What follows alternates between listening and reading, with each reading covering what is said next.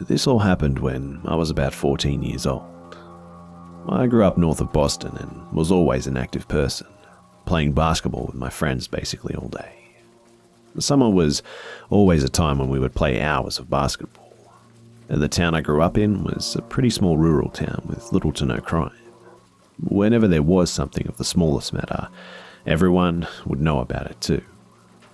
School had just ended and me and my friends were planning on entering some basketball tournaments. We were planning to practice all summer for August when the tournaments were. So one morning, shortly after school got off for the summer, I texted a couple of my friends to have a game at the park. Now, as I said, my town has little crime, and while parks usually have sketchy activity at night, this park doesn't. Or so I thought at the time. The park was only about a quarter mile from my house, and I left to go to the park around 8 a.m. I arrived at the park in around 3 minutes, and being the closest to the park out of my friend group, I was the first one there. I was warming up and shoot threes when this red truck pulls up. The truck pulls right up next to me, right near the basketball court, and just stops, and I'm waiting to see if this is one of my friends, and I approach the truck and I see this middle-aged man, pretty large, around 40, with a grey beard and pale skin. He's just staring at me, and I shrugged it off and assumed that he was just waiting for someone and was watching me practice out of boredom or something. I was always a nervous person though, and I told myself that I was just being dramatic and not to worry about it. Soon, my friend Dylan arrives, and he looks startled to see the truck too, and I ask him if he knows who that is. "Yeah, man, that's Jack's dad," he says. I laugh it off and tell him that he was staring at me. Jack was one of our friends who was also coming to play basketball. The man overheard our conversation and asks if Jack is here. None of us really knew Jack's parents because they weren't usually around, so we said no and that he'll be here in about 5 minutes. The man replies with, "Well, tell Jack when he gets here that he needs to come home, now." And then the man just drives off. Great, now Jack is in trouble, I thought. Jack was a great player, but was always getting in trouble with his parents.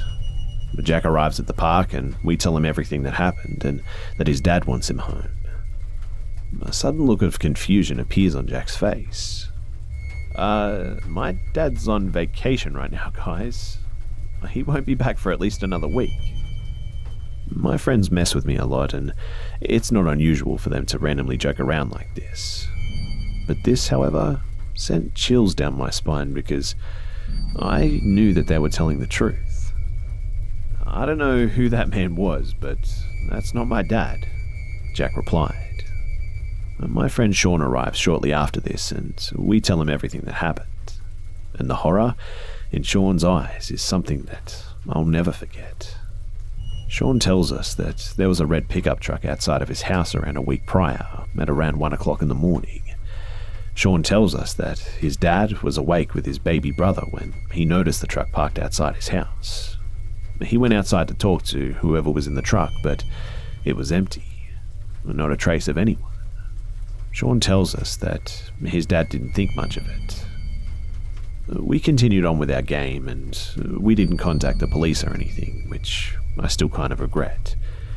But about, I'd say a week later, I'm riding my bike with my older brother down a small restaurant we usually go to for lunch when we see the same red truck in the distance. My town is filled with neighborhoods with houses, pretty spread apart, which leads to long roads. And this road in particular was small, and only people who lived down there usually drove on it. Again, I didn't think too much of it, but my brother, however, did. The way my neighborhood is set up, there are 2 main roads and 3 small roads cutting through to certain streets that were dead ends. This truck was heading on the road to the dead end. My brother asked me if I had seen the truck before, and I said no, and he told me that his friend saw the red truck staring into people's houses from the street. As the truck got closer, it started to slow down, and the man inside gave us the meanest, most horrific look that I've ever seen. The chills that went down my spine were indescribable. My older brother didn't seem at all taken aback. He seemed to think that it was funny and yelled something at the car. I don't remember what he yelled, but it was along the lines of, "Who the fuck are you looking at, man?" And the man clearly heard this, and at this point, he came to a complete stop. Me and my brother noped the fuck out of there as fast as we could, and we realized now that the truck had turned around and started to follow us. Where we were located, there was a small woods path that leads to the main road of the town. We quickly went into the path and lost the truck, and my brother was laughing, even though I could tell that he was somewhat shaken up. Around 3 days go by and we don't see the red truck. My friend James, who lives on the other side of town, was on vacation during this time, but I had left my phone charger outside in his yard. We had been setting up a campfire before he left and were planning on camping out in his yard, and we ended up going home because of the unexpected thunderstorm that happened. But I had left my phone charger at his house and was tired of borrowing my brother's, and he told me that he put it on a chair in his yard. Me and my friend rode our bikes down to his house to get everything, and once again, the red fucking truck was there. It was parked a few houses down from James, but it was empty. Me and my friend just laughed and rode by it, and we approached James's house, and I parked my bike and went to go look for my charger. And it wasn't on any of those chairs that he mentioned. At this point, I was confused and went to go and text James. And as I was texting, I happened to look up and see that his side door was open. I thought that was strange, but maybe one of his family members is watching the house while they were gone or something. But then, I see something in the window, and this freaks me the fuck out because they were wearing James's blue baseball cap, like the exact one. I start thinking maybe James is actually home, and I tell my friend this, and he looks, and then the person is just gone. I text James that my charger isn't there, and I tell him that whoever is watching his house is wearing his baseball cap.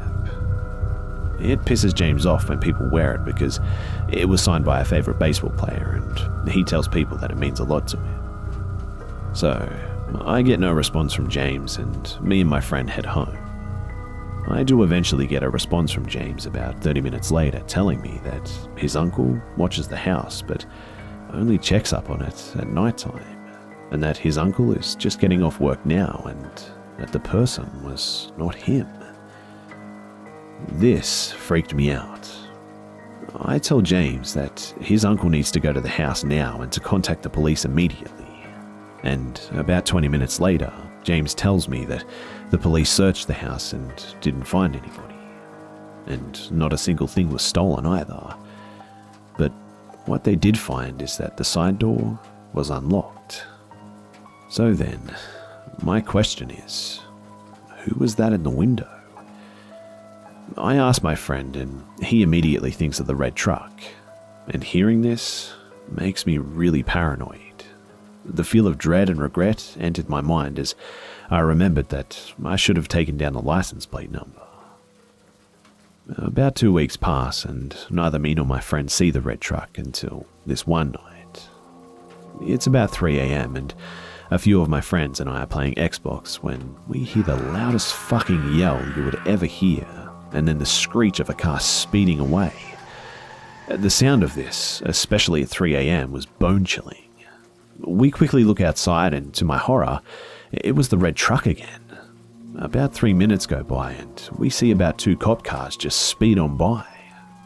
We're completely clueless as to what the hell is going on, but the next day, my friend texts me that there was a man with a knife that broke into the neighbor's home. The neighbors apparently had a large pit bull that scared the man out, and he just drove away. The man was arrested and taken into custody, and yep, you guessed it. He was the man in the red truck. I still remember this event as if it were yesterday, and I think of just how lucky I was that I wasn't harmed in any way as well as any other people around me. I keep thinking about how so much of this just could have been different.